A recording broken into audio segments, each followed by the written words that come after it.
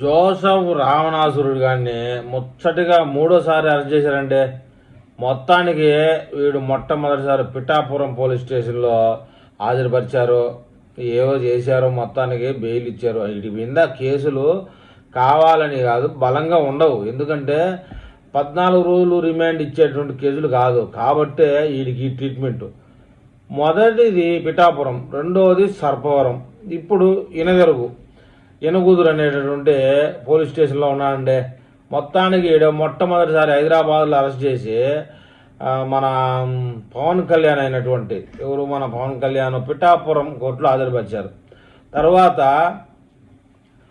రెండవ police station వచ్చేసి Sarpavaram police station. అది వచ్చేసి మామూలుగా ఏ జిల్లాలో ఉంటుందో మొత్తానికి అది ఆంధ్రప్రదేశ్. తర్వాత మచిలీపట్నంలో ఇనగుదురు పోలీస్ స్టేషన్లో ఇప్పుడు వీడు ఉన్నాడు.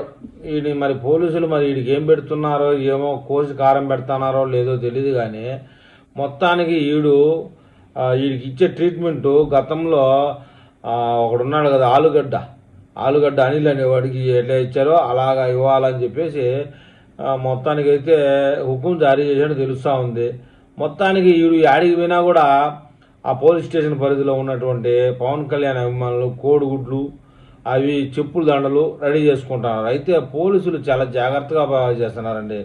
పోలీసు వ్యవస్థకు చెడ్డ పేరు వస్తుందని చెప్పేసి వాడిని చూపించినట్టు అట్లా డోర్ తీసి అలా వేసి వాళ్ళకి పవన్ కళ్యాణ్ అభిమానులకు చూపిస్తూ పోతున్నారు. కానీ వాటి మీద కోడిగుడ్లు వేసే అవకాశాన్ని అయితే కల్పించడం లే పోలీసులు. అయితే ఏ ఛాన్స్ దొరికినా కూడా పవన్ కళ్యాణ్ అభిమానులు వదిలిపెట్టే అవకాశం కనపడడం లే.